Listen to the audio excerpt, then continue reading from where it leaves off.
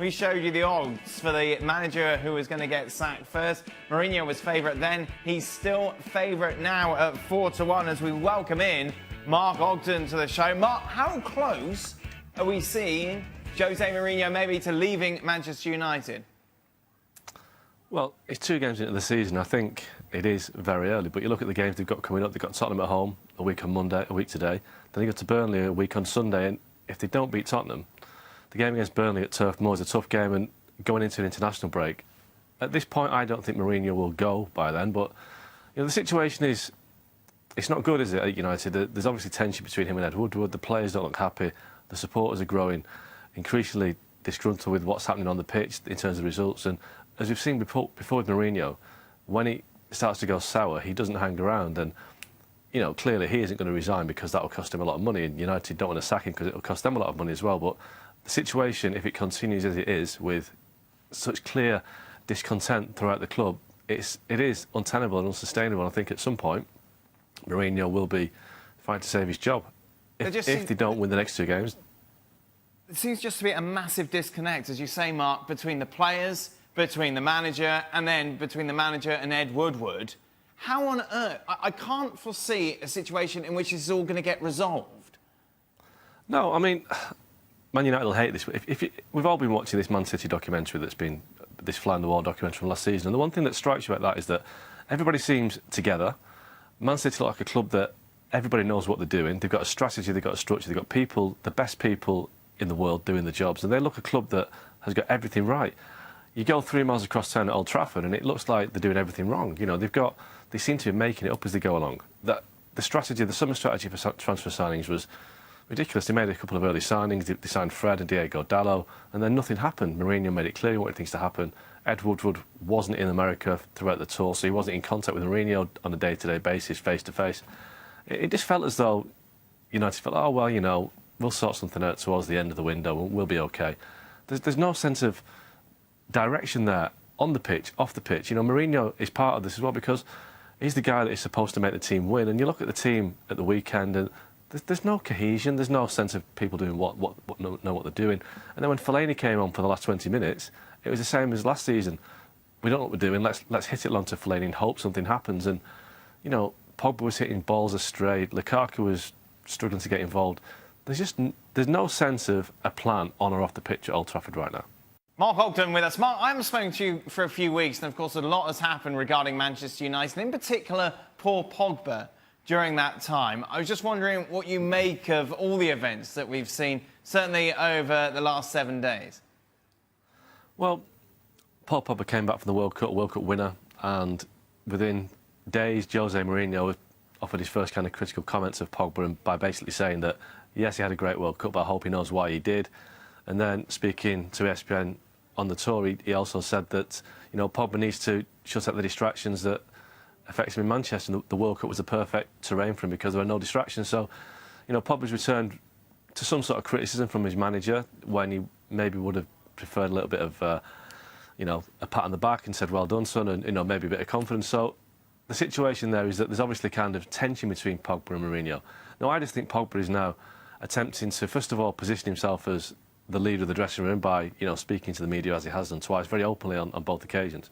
I think as well he's also trying to show Mourinho that, yes, he can be focused, he can take responsibility, and he can be the kind of the leader that he wants him to be. But I think there's more to it than just simply Pogba answering his manager's call for more responsibility, more maturity. I think there's also a game being played that, you know, Pogba's trying to position himself as the main guy at United, and if he's as unhappy as people suggest he is, and he wants out, that the United will have to fight harder to keep him. And who knows, this may end up with a new contract for Paul Pogba, a bit more love for Paul Pogba. But he is almost like saying, I'm the leader of the dressing room, I'm the guy on the pitch, and I will say what's happening, and I will say that we're not playing well and we're not putting the effort in because I'm the captain and I'm the guy. So it seems to me that there's a bit of a vanity show going on between Pogba and Mourinho. Both of them seem to like the spotlight. It's all about them.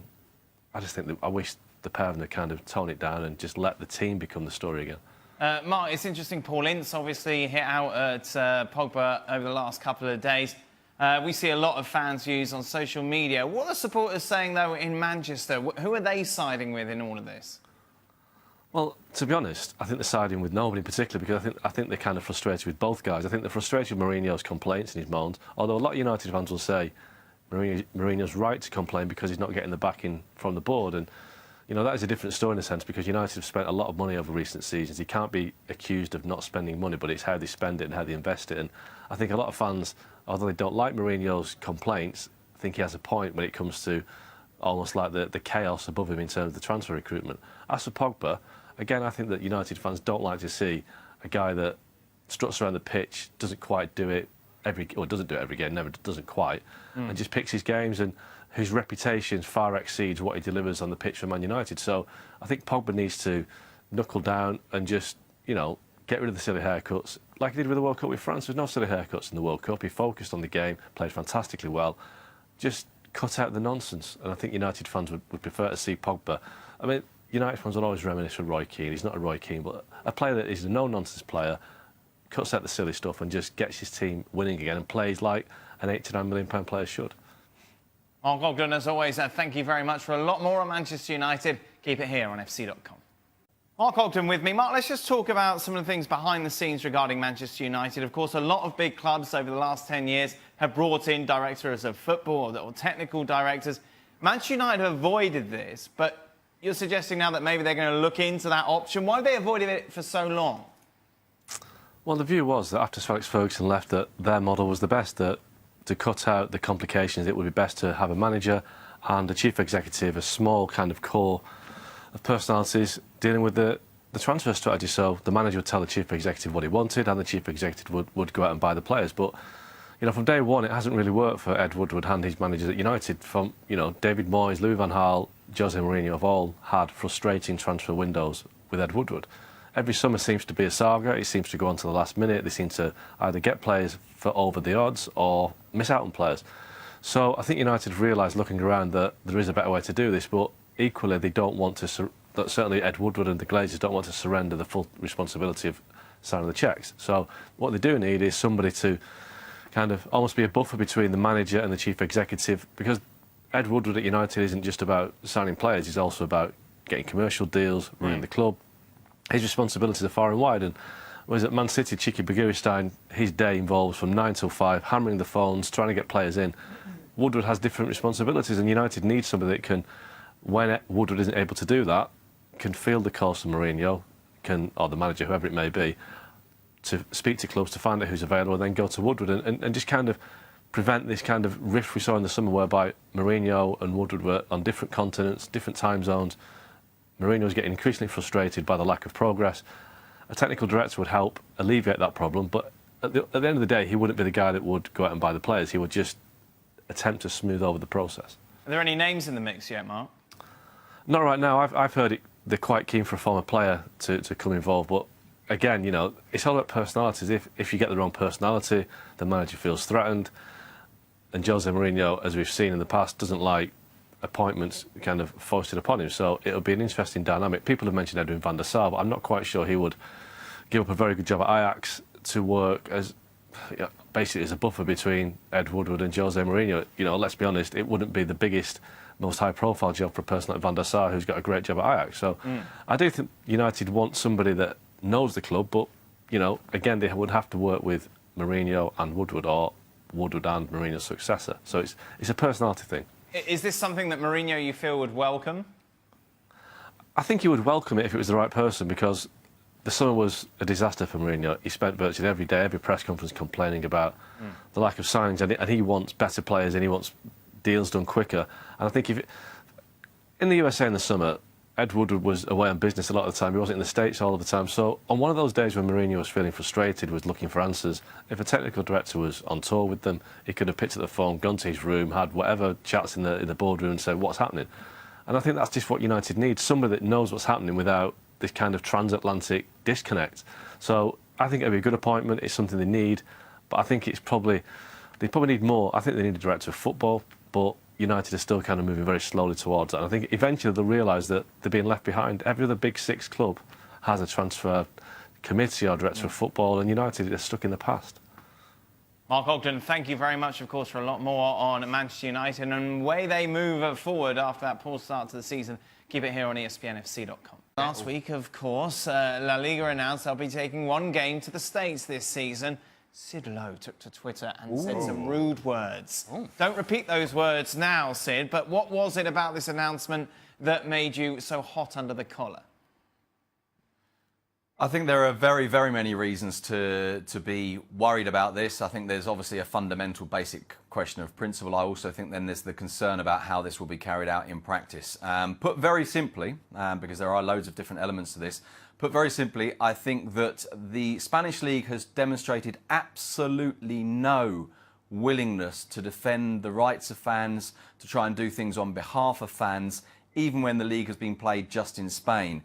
So the idea that they are, if you like, the right guardians of a decision like this, a decision that can be significant and important like this, frankly, that idea is very difficult to sustain. And so that's my fundamental concern, that this will be another step towards the alienation of football fans from the game.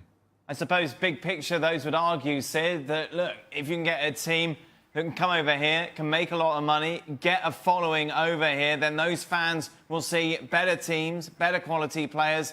Big picture. Well, the big picture is obviously that you go into the US, you open up a market, and that benefits Spanish football as a whole.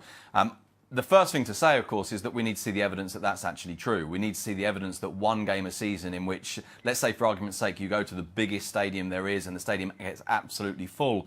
You go to that stadium, you get maybe, what, 100,000 people in there? Does 100,000 people watching one game one year after year, really make a significant impact? Are those people going, already people who are customers of La Liga, and customer, I'm afraid, is the word in a situation like this? Is it? I mean, we really need to see the evidence that this genuinely makes a difference. And that is, of course, even if you're accepting that the only thing that matters here is that you open up a market, that you open up a bigger revenue stream and you find other ways of doing it. Of course, one of the examples that's held against the Spanish League all the time is the Premier League. They've tried to copy lots of things off the Premier League. The Premier League has enormous reach all around the world. Now, obviously, the US market may well be slightly different, has enormous reach all around the world without going all around the world and taking league games. And all this, of course, is about market and it's about fan responses. But this is before we even start to talk about things like the structural integrity of the league. We start to talk about things like the advantages, unfair or otherwise, that this gives certain clubs. And I think it's very, very problematic. And as I say, beyond the principle, and I genuinely, it's true that in principle, I think that this is very, very questionable. I think in practice as well, this has some very significant questions that need to be answered before it goes ahead. Final thing, one thing that's also close to your heart, as well as Martinez, Columbus Crew, you're away while some announcements were made regarding their future and what could be happening on the other side of the country. Yeah, so there was a vote in Austin where essentially a path was clear for PSV, the ownership group of the Columbus Crew, to then try to build a stadium in Austin. Now, here's the problem. They're working in parallel paths. They've come out and said this. Parallel realities where they're working and talking and being excited about the possibility of building a stadium in Austin. And at the same time, on this part of the world, they're asking Columbus Crew fans to renew their season ticket holders. What? What? Yeah. See, it's impossible to ask a fan base of the Columbus Crew currently to commit to a team that they love. Yeah, to be loyal. With all their heart, when the owner of the team is on this side celebrating the fact that there is a vote that has gone their way in Austin. That's the sort of reality that we're in now with the Columbus Crew and with their ownership group. It's a sad reality to be in, but the fans in Columbus continue to fight. Hopefully that there is an outcome that they can be happy with. But as of right now, you can't feel anything going in their direction simply because whatever is going on in Columbus right now with the ownership group, it feels like it's a front. Right. It's a facade. And they're working whatever deal they want to work on this side. That's something that is very negative, not only for Columbus Crew fans. I think it reflects very poorly on everybody involved in this process, including Major League Soccer, including the Columbus Crew and the ownership group. For Liverpool, you take a look at the money they spent in the summer. Obviously, expectations were high. Liverpool fans hoping they could push Manchester City. It's a good start. 3-0 against West Ham, 2 against Palace, not conceding any goals. Yeah, and I thought, without question, this Palace game was a Stirner test. West Ham, they just blew them out of the water. It was quite simple. This was always going to be a more difficult test, away from home as well, and they came through. Didn't have it all their own way, but given what we expect of both these clubs, I thought it was hard fought, well deserved, step in the right direction for Liverpool. It's the first thing that you said there, the fact that this is the sort of game that last season would get away from them. Either they lose it or they draw, or they find a way to drop points early on in the season. I think it's important for Jurgen Klopp and Liverpool to find ways to get 3 points out of these matches, and then you build the confidence to say, you know what, we can match up against Manchester City. Because I don't think it's a problem for Liverpool in terms of matching up against Manchester City with motivation and focus and energy. You'll see that from Liverpool against Manchester City. But you have to see that same thing against teams like Crystal Palace. They did enough today. It's important 3 points. Hello and welcome to Extra Time. Let's see if we can get through a segment without Ali mentioning once again that he's in the Manchester City documentary. Hasn't stopped, does he, Shaq? All day, banging on about it. Yeah. What a cameo appearance that was. I was breaking it Do you down. get royalties for that, Ali? I don't think so. I didn't even know I was in it, but hey, I was breaking it down. But now that you know, now that I you're know, making sure everybody knows. Yeah, yes. Yeah. Episode 4, people. Episode 4. If you're keeping... What's the time in? I'm not quite sure, but episode 4. Just hang in there. There we go. Sid Lowe is with us. What's that, Silla? A lot of questions for Sid. Sid, did you see Ali in the Manchester City documentary? No, I was just about to ask. I want to know what he was doing. You have to watch were you just the walking around in the thing. background, or No. Episode 4, apparently. Episode 4. No, he's got his speaking role. That's all you need to know. Oh. I break it down, Sid. Whoa. I mean, I really bring it. Sid, which is the weakness of FC Barcelona this season? Well, the debate actually after the first round of games is the fitness of Luis Suarez. I know it sounds a bit bizarre to suggest that Luis Suarez is a weak link, but that's certainly the debate at the moment. Because that leads us nicely into the next tweet. Should Barca replace Suarez this transfer window? I mean, he was awful against Sevilla in the Spanish Super Cup, and he isn't getting any younger. None of us are. No. Hence his haircut. Ali's I think going to do one way. Sid, how's your hairline, Sid? You've got quite fine hair, don't you? Oh, it's awful. Would you ever just Yeah, go no, full it's a Boona terrible Rabbit mess. off? No, not unless I've really had no choice. And then I probably end up wearing a hat every day. I might get one of those hats, one of those Scottish hats with the ginger hair at either side. That'd be quite good. I'd be quite happy with that. You could buy a hat anyway, with ponytails. the I've question seen them. was... Fantastic. He's excited Anyway, about do it. you want me to answer the question, or should we just talk about hats? Did you listen I think to we the should talk question? about hats, actually. Just answer the question. Suarez is I did rubbish. listen to the question. There was a key part of the question, which was, should they replace him in this window? No.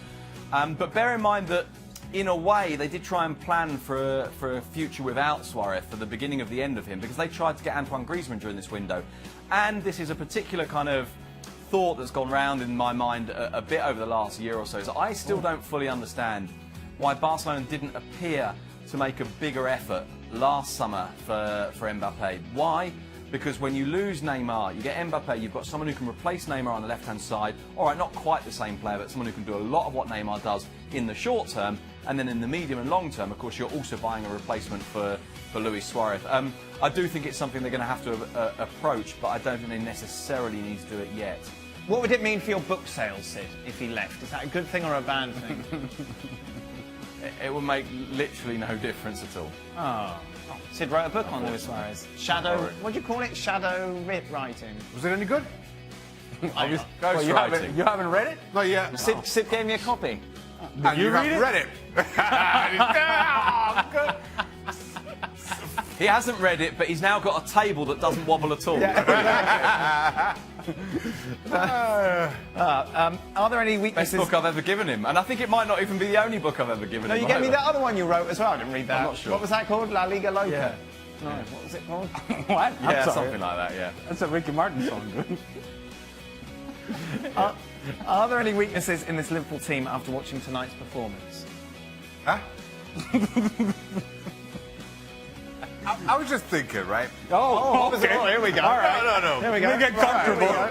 Given the questions, this has been the most random, tangential extra time of Really? all time. It's always quite tangential. No, hold on. We just went from Luis Suarez to a hat with a ponytail. Yes. Have you seen them? You Smoothly. can buy them. No, smoothly. Honestly. Yeah, no problem. And somehow we're back there again. Yes. Shamelessly. This is... Right, what was this question? I'm back. Oh, your hairline's fine in the chat. That's going nowhere. Well, It's pushing on a little bit. But you haven't got any of that either going on, have you?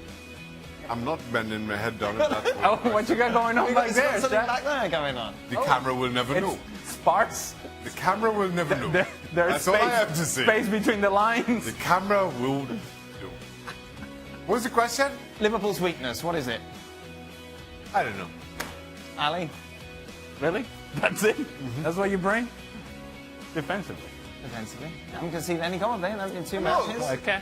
They played Just wait. West Ham and Crystal Palace. Wait. Hey, and what's the stat that you had? Super stat about don't West tell Ham. me now. Stupid stats again. Super stat. Right, that is it. They That's played West Ham. Yeah. No, I think we've got to hear this stat. I think Yes, it's yes. important. We Yes. said we heard it Jack's been saving yesterday. this I up. promise you, it's not. Come on. Did you? Yeah, exactly. West Ham. I want to now know. lost. I want to know. I want to draw this all together, Dan. Can I draw this all together? Oh, go and on. try and make it feel slightly relevant. Go on. As a goalkeeper, did Shaq ever wear a hat? Oh, Well, yeah, obviously not did a you? top hat. I'm thinking Why of don't we Campbell. see? Why don't we see goalkeepers wearing hats anymore? Because it don't make sense. It doesn't make sense. You have to, if you're looking at the ball, Well, I if don't the know. I think ball's in the a sun and you're goalkeeper in trying a to look trilby at the would look quite ball, good. a hat doesn't help. So why did so many wear them? I don't know. It doesn't make sense. That's it, Shaq? I've never seen you in a hat. Do you own many hats? Nope. I don't own many hats. That's it? Yes. Do you own hats? Let us know. Does your hat have a ponytail? We'll be back tomorrow.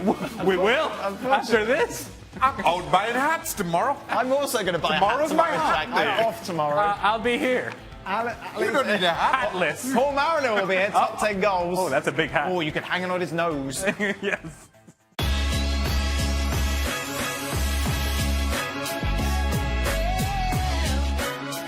I want to concentrate and focus on 3 players. The first one being Jorginho. I thought he had a good game in terms of what he did on the ball. He was always available. I talked about that triangle between the 2 centre-halves and him. He made space for himself. He was always available, but there was a massive negative as well. When Arsenal started to get chances in the second half of that first half, where was Jorginho when balls were being cut back into the 6-yard or the second 6-yard box? The 2 centre-halves have to go back to the edge of the 6-yard box, and you expect, or I expect, the holding midfield player to be in a good position. He was nowhere to be seen. His recovery runs weren't quick enough. It's a massive downgrade, in my view, for the manager, Sarri, to take away Kante, who's the best holding midfield player, defensive midfield player in the world, to play him higher up the field and put Jorginho in, who's a good passer of the ball and likes to get on the ball and make himself available, but isn't good enough defensively and isn't a good athlete. That's something Sarri's going to have to live with. David Luiz. We talked again about that triangle between the 2 centre-halves and Jorginho, and at times he came out with the ball at the right times. He made the right decisions with his passing, but on too many occasions, when Aubameyang made runs down the side of him, you can see that David Luiz is worried by that. And it was too easy at times for Arsenal to play that ball down the side of David Luiz and Aubameyang get onto it. And if Sarri wants to continue with David Luiz in a back 4, he's going to have to take the good with the bad. The good, his passing range, his creativity, getting Chelsea on the front foot. The bad news will be when they're caught on the counter-attack and he's got to chase centre forwards down the side of the channel. And lastly, Alonso. Scored a goal, created a goal, caused all sorts of problems down the left-hand side. But for me, he's a left wing-back. When he has to defend in 1v1 situations or he has to defend in a back 4, he doesn't always get his positioning right. Too many times, Arsenal's third midfield player made runs in behind him, into the space that he's left. Again, Alonso did really well. He was outstanding in the top half of the field. But if you're going to win the title, if you're going to be challenging for the title, you have to have players that do both sides of the game. Alonso did the attacking side of it well. He didn't do the defensive side of it well. And there's 3 players that Sarri's got a big problem with. Yes, great when they've got possession. Are they good enough defensively to make Chelsea title challengers? This week's ESPN FC Player Power Rankings alongside Alejandro Moreno. Ali, let's start with the top 2. Are you happy with the order? Hat-trick heroes Aguero and Andre Silva. You cannot argue with a hat-trick, and Sergio Aguero was outstanding. Manchester City was outstanding. I'm just a little concerned as to sort of the order of who's involved and who's not involved, to be quite honest with you. Marcos Alonso, yes, he scores a game winner, but I do think that Chelsea was far better with Eden Hazard on the field. He comes on the field, and okay, fine, he comes on as a substitute, but changes the game, impacts the game in a manner in which now Chelsea goes on to win it. I think Eden Hazard was far more impactful than Marcos Alonso was. And then some people may argue, well, but Marcos Alonso is going to the game winner. Federico Bernardeschi is going to be a game winner. Federico Bernardeschi also came as a sub. So maybe the argument against Hazard for being a sub loses value when you look at the whole list. Theo Walcott makes it in. Okay, he had a good game. Was he the best player for Everton? Because you can make the argument that Richarlison was. Yep. And so a little inconsistent in terms of the names and the order that we have included. We've got some good stories, though. Number 8, Alex Gala. Where is he? What? He's such a good story we would have a picture for him? He represents the whole team and the Oh, whole place. Okay. He scored, and Huesca won their first ever game in La Liga, and he got a couple of goals. Okay, so let me ask you a question. The power rankings also take feelings into consideration? We don't do them. Okay, I'm merely asking. Where's David Silva, by the way? David Silva should be in here. Maybe 11. Oh, maybe Maybe so. on the next page that hasn't been done. Perhaps. Well, we were not shown that page. We'll see. And finally, Neymar back to form for PSG alongside Mbappe. They got a bit of a fright, though, PSG against Guingamp before running out 3-1 winners. Yeah, but then when you see Mbappe running past people, you're like, this guy's in an entirely different level. Neymar, I'm not sure that he actually belongs in the list, to be quite honest with you.